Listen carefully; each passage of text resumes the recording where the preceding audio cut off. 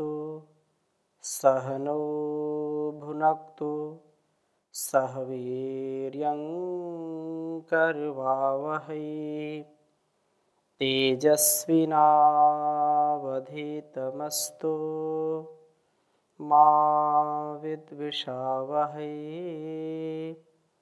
ओम शांति शांति शांति। वेदो अखिलो धर्म मूलम, वेद सब सत्य विद्याओं का पुस्तक है। वेद का पढ़ना, पढ़ाना, सुनना, सुनाना तथा अपने आचरण में लाना हम सभी श्रेष्ठ जनों का, आर्यों का परम कर्तव्य है। हम अपने स्वकर्तव्य का, स्वकर्म का, स्वधर्म का पालन करेंगे और इस मानवीय जीवन को, इस प्रभु प्रदत्त जो ये बहुत बड़ा उपहार है, उसका हम सबके ऊपर बहुत बड़ा उपकार है। अपने सुसंस्कार से, सदाचार से, सद्व्यवहार से हम सद्गति को प्राप्त हों, उन्नति को प्राप्त हों। ऊर्ध्वगति हमारी होनी चाहिए, उन्नति होनी चाहिए। अधोगति को, पतन को हम कभी प्राप्त ना करें, उत्थान को प्राप्त करें। और उसके लिए हमारा निज जो कर्तव्य है, जो हमारा स्वभाव है, इस स्वभाव में जब दिव्यता आएगी, भव्यता आएगी, तो हमारे जो काम, क्रोध, लोभ, मोह, ईर्ष्या आदि हमारे दुर्गुण हैं, दुर्व्यसन हैं, वो दूर हो जाएंगे। प्रभु की यह वाणी, कल्याणी वेदवाणी, ये हम सबका परम धर्म है, या ये कहें कि हमारा जन्म सिद्ध अधिकार है कि उस परमात्मा का जो उपदेश है उसको आत्मसात हम करें। सभी जीव जंतुओं में, सभी प्राणियों में मनुष्य एक ऐसा प्राणी है जिसको कर्म की प्रधानता के आधार पर यह जन्म मिला है, और कर्म की प्रधानता से हमारे जीवन में वह गुण जरूर आना चाहिए जिस गुण को प्राप्त करके हमारे लाखों ऋषि ऋषिकाओं ने, हमारे वीर वीरांगनाओं ने अपने जीवन को प्रभु की भक्ति में, ईश्वर की भक्ति, राष्ट्र की भक्ति, संस्कृति की भक्ति में लगाया है। हम अपने उत्तरदायित्वों का निर्वहन करते करते अपने स्वभाव पर भी पूरी प्रामाणिकता के साथ न्याय करने का प्रयास करें। हमारा एक क्षण का लोभ, एक क्षण का क्रोध, एक क्षण का काम या ईर्ष्या, द्वेष, छल कपट की भावना, अविवेकपूर्ण कामना हमारे संपूर्ण जीवन को बर्बाद कर सकती है, संपूर्ण जीवन को क्षतिग्रस्त कर सकती है। हम क्षति से बचें, अपने कर्तव्यों का पालन करें, और जो दुर्गुण हैं, उन दुर्गुणों में अनेक दुर्गुण हैं, लेकिन लोभ, क्रोध, काम, क्रोध, लोभ, मोह की जो प्रवृत्ति है वह अच्छी नहीं है, और कामनाओं से ही फिर क्रोध आदि का प्रादुर्भाव होता है, क्रोध आदि उत्पन्न होते हैं। इसलिए क्रोध पर नियंत्रण करें, क्योंकि क्रोध आएगा तो व्यक्ति के जीवन को, उसके जो पुण्य है उसका भी क्षय कर देगा, और क्रोध से बड़ी हानियां हैं। इसलिए क्रोध का पराभव कब होगा? जब हम प्रभु के सच्चे उपासक बनेंगे। अपने घर, परिवार, संसार के कर्तव्यों को करते करते हम क्रोध बहुत करते हैं।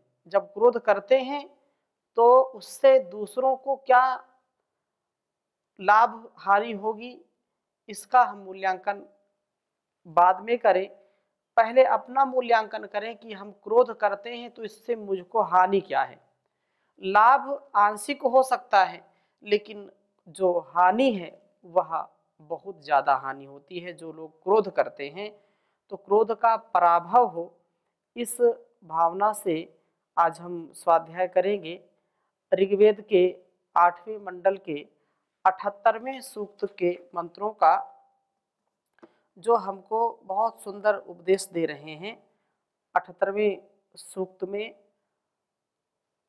जिसमें प्रथम मंत्र में कहा कि हम हुतशेष का सेवन करें और त्याग पूर्वक भावना से अपने जीवन को जिएं, जिससे अत्यंत ज्ञान को हम प्राप्त करेंगे। वहीं दूसरे मंत्र में कहा कि विविध विज्ञान व्यंजन है तो अध्यात्म ज्ञान अभिव्यंजन है। प्रभु हमारे लिए इन व्यंजनों व अभिव्यंजनों के साथ साथ हमको प्राप्त कराएं और इनके लिए हमें उत्तम ज्ञान इंद्रियां कर्म इंद्रियां दें। वहीं पर तीसरे मंत्र में कहा कि हम ज्ञान के वचनों को सुने, ये ज्ञान की वाणियाँ ही हमारे कानों में आभरण हो, अर्थात ज्ञान की वाणियाँ हमारे जीवन में उतरें। हम यज्ञशील बने, प्रभु ही यज्ञशील पुरुषों को बढ़ाने वाले, संग्राम में साथ देने वाले तथा उत्तम साधनों व पदार्थों को देने वाले हैं, जिनका हम कभी मूल्य चुका नहीं सकते। और यहीं पर फिर 5वें मंत्र में कहा कि वे परम ऐश्वर्यशाली प्रभु निरादर व हिंसा के लिए नहीं होते। कोई भी प्रभु का निरादर व हिंसा नहीं कर सकता है, उसका कोई अतिक्रमण नहीं कर सकता, उसकी आज्ञा का उल्लंघन नहीं कर सकता है। वे सर्वशक्तिमान प्रभु बल द्वारा पराजित करने योग्य नहीं होते। वे प्रभु सर्वाधिक ऐश्वर्य वाले व शक्तिमान होते हैं, सर्वशक्तिमान हैं। वे प्रभु ही विश्वम शृणोति, सबको सुनते हैं, सबकी प्रार्थना को सुनने वाले हैं और बहुत ही सुंदर जो है जीवन को करने वाले हैं। तो इसमें जो प्रभु की लीला है, उसका जो स्वरूप है, उसके विषय में बहुत सुंदर यह वर्णन किया हुआ है और इससे जीवन हमारा अच्छा होगा यदि हम समझते हैं। तो नकीमिंद्रो, वह परम ऐश्वर्यशाली प्रभु है, ईश्वर सबसे ज्यादा ऐश्वर्यवान है। और ने कर्तव्य नकीम, वो कोई संसार में ये चाहे कि नहीं मैं तो प्रभु की जो व्यवस्था है उस व्यवस्था को मैं तोड़ूंगा, मर्यादा को तोड़ूंगा, तो वह उनकी मर्यादा, उनके इस कार्य में कोई दखलंदाजी नहीं कर सकता है। हाँ, यदि वो करता है, प्रकृति से छेड़छाड़ करता है, छेड़ता तो वही है, तो उससे उसको हानि होगी। ईश्वर का तो क्या जाएगा, ईश्वर तो सब हमारे कल्याण के लिए बनाया हुआ है। तो हम अपने इस विश्वास को, इस आस्था को बहुत ही प्रबल रखें कि प्रभु की जो शक्ति है उसका हम अतिक्रमण नहीं कर सकते। उसका जो विधान है, संविधान है, जो विधि निषेध है, उसका हम अतिक्रमण नहीं कर सकते। उसके बराबर हम में बल भी नहीं है, न बुद्धि बल है, न शरीर बल है, कोई बल नहीं, हम तो निर्बल हैं, दुर्बल हैं उसके आगे। विश्वम शृणोति, सबको सुनते हैं, सब की प्रार्थना को सुनने वाले वे प्रभु ही हैं और सबको वे पश्यति, देखते हैं। वे बिल्कुल देखते रहते हैं। प्रभु का यह गुण है कि उसकी नज़र से कोई बच नहीं सकता है।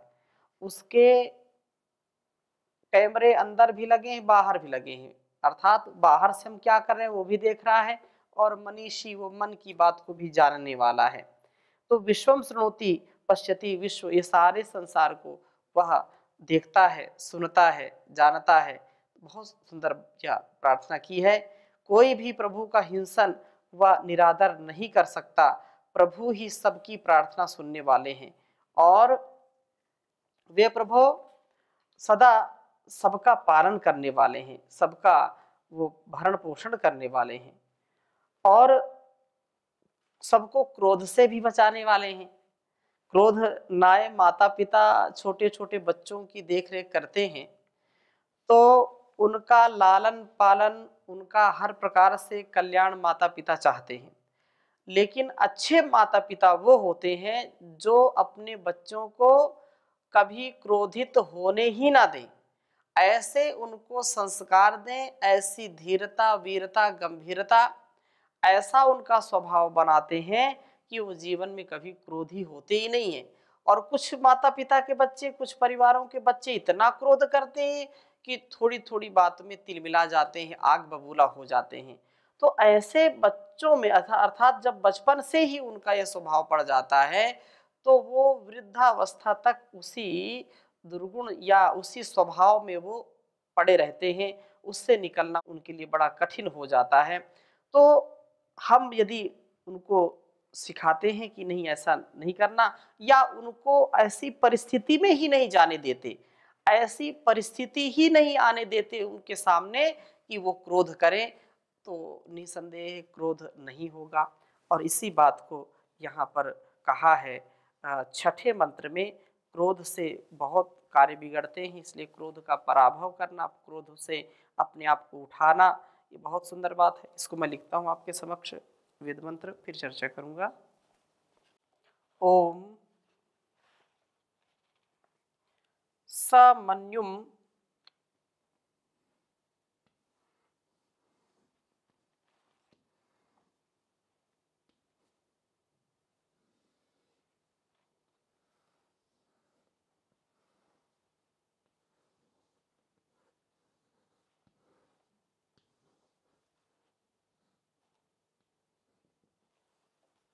समन्युम मर्त्यानामदब्धो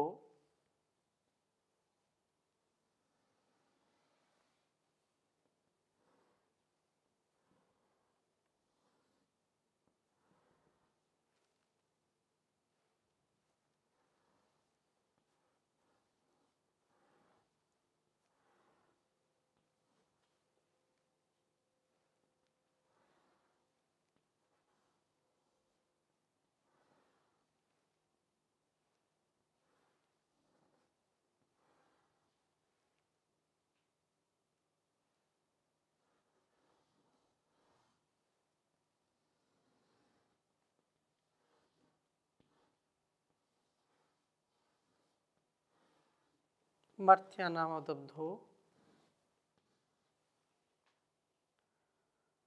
निचिकीषते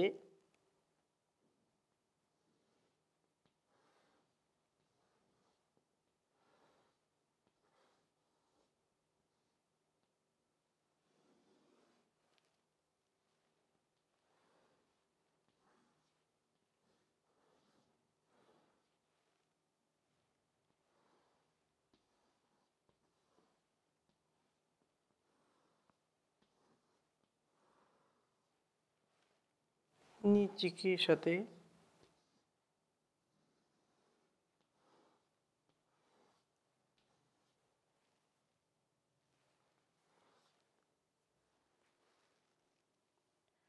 पुरा निदश्चिकीषते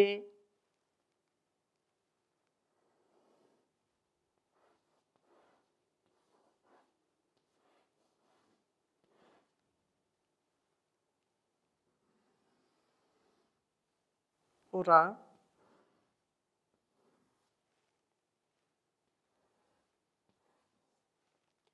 निदश्चिकीषते।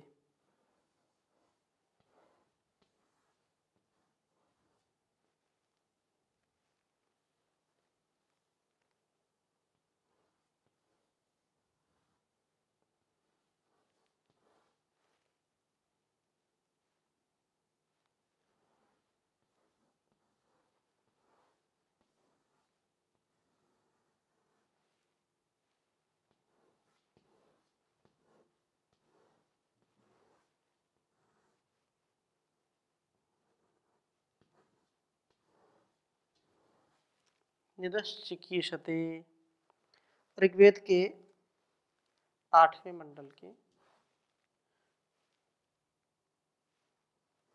78वें सूक्त का यह छठा मंत्र है।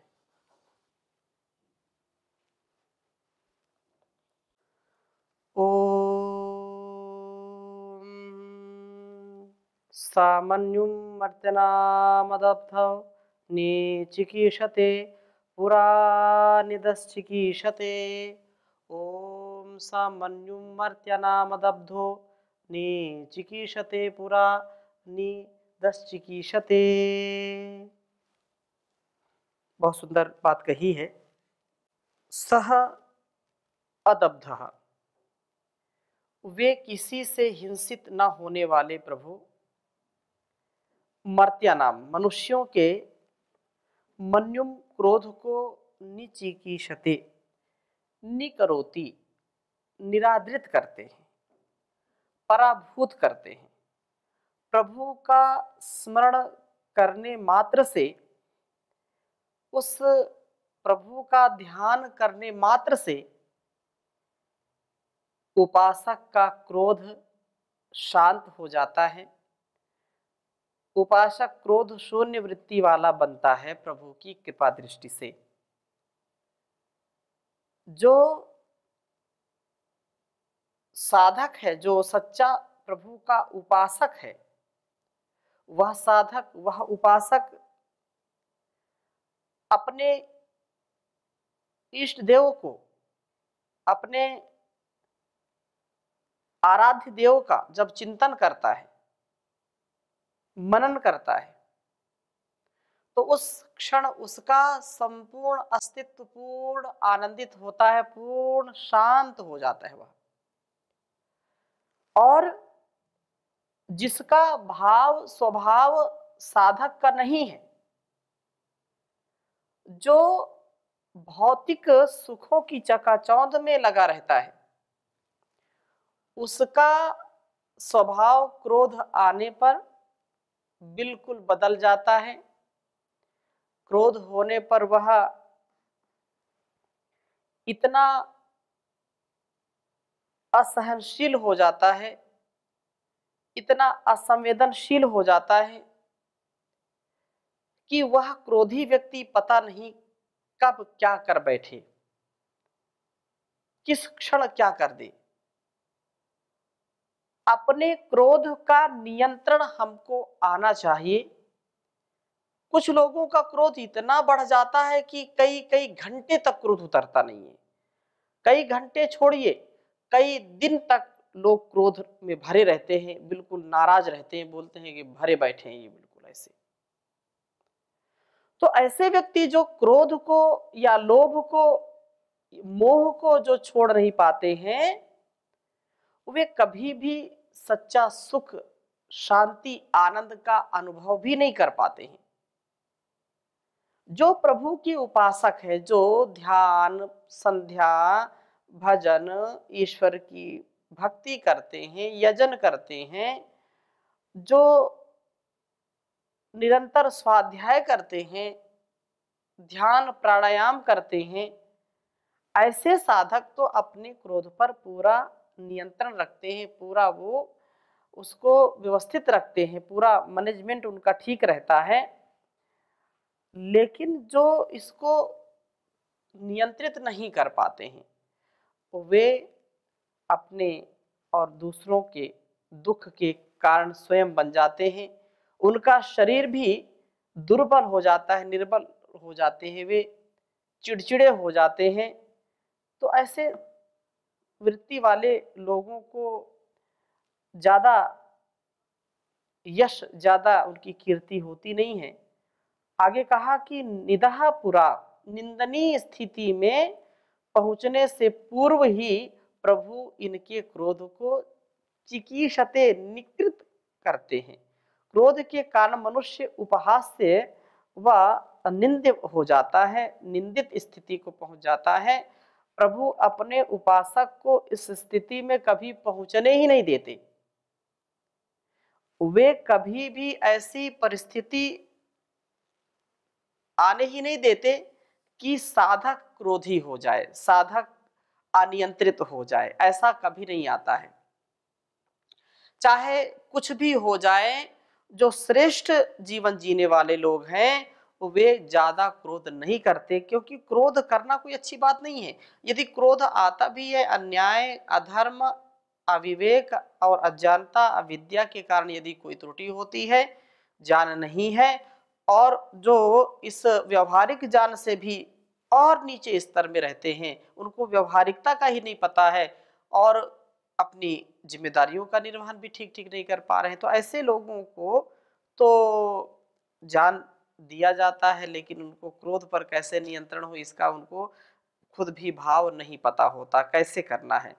तो भी अपने स्वभाव में यह क्रोध का भाव आने ही ना दें, अक्रोध की स्थिति में रहना। इसलिए यहाँ वेद मंत्र तो बता ही रहा है कि प्रभु की भक्ति जो करते हैं, ओंकार का जो सुमिरन करते हैं, ओम ओम ओम से अपने आप को सदैव अभिषिक्त रखते हैं, अभिसिंचित रखते हैं, वे तो ओम ओम का सुमिरन कर रहे होते हैं। तथा इस ओम ओम के जप से, ओंकार के जप से, गायत्री के जप से हमारे अंदर का जो क्रोध का भाव है वो धीरे धीरे धीरे धीरे क्षीण होता चला जाता है, वह नष्ट होता चला जाता है और व्यक्ति पूर्ण योग में जीवन जीता है।